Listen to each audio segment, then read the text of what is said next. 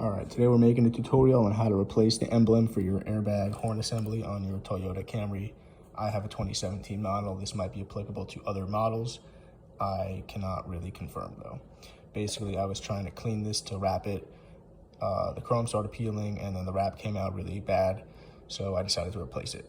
I kind of just yanked it out and then I realized that it was kind of held in place somehow.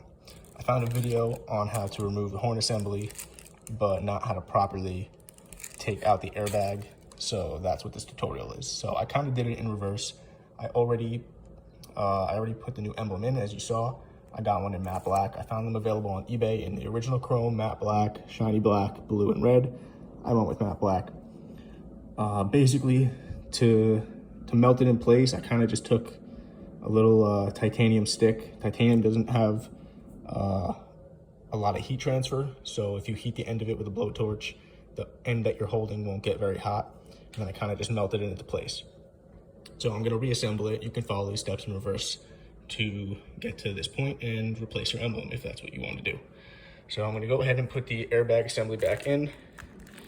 I don't know if the orientation is important, but I just figured I'd put it in the way that I took it out.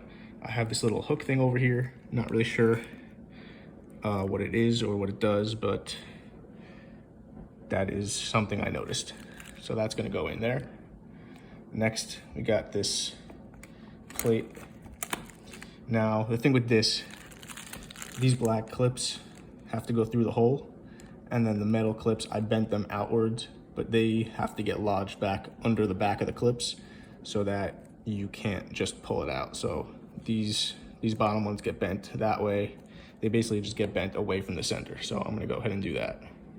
All right, so I will include a picture of what they look like when this plate is kind of just pressed in, but I've got all these tabs bent back into place. So you'll be able to see the side-by-side comparison. And now we'll put the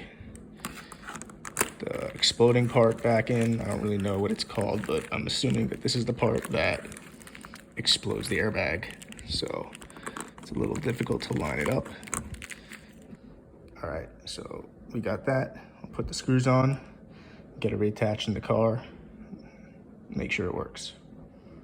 All right, so I'm in my car and I noticed that I did something slightly wrong, but it's not a big deal. So if you see when I flip it over, I have the black on my right and the orange on my left. And when I get back into the car, I have them reversed. Orange is on the right, and you can tell that the way this goes in, you see the little key on the bottom underneath the right hole there, and in between the two holes on the black, they correspond to the key notches over there and right there. So in order to plug this in, it would have to go upside down, and I don't think that's what I want to do because that's not how it came. So I'm going to go ahead and flip this module back over so that I can connect them the same way that I took them out. Also, don't forget, you need to install the, this is the power for the actual horn switch. One more thing, I noticed that little metal piece actually pops through on this silver plate. And this hole is not quite in the exact same spot. It's a little more towards the bottom of the horn module, and it's a little bit smaller. So that little bit is important. And I'm gonna go ahead and get this flipped and reinstalled, reattach my battery, and test my horn.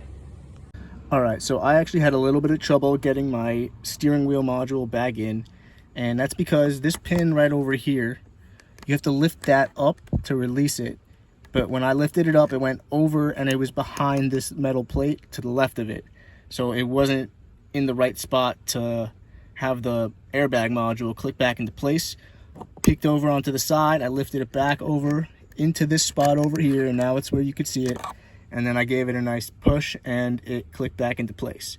So now you can see it's back in place. It's tight back here, it's tight on top on both sides. So I'm gonna go ahead and reattach my battery and test the horn. All right, I've reattached the battery. You can see my mileage screen and my door is ajar because, well, it's open. So I'm gonna test the horn. Horn works, so I attached that right. I'm gonna go ahead and start the car and see if we get any lights.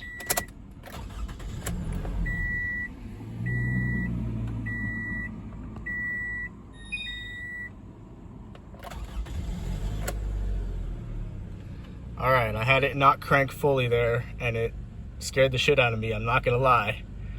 But I gave it another turn, and we have no lights that we're not supposed to. Obviously, I'm not seat belted, so that light's gonna be on. And the horn works. So, got a fresh new logo, a little scratched up in the negative space there, but I'll live with that.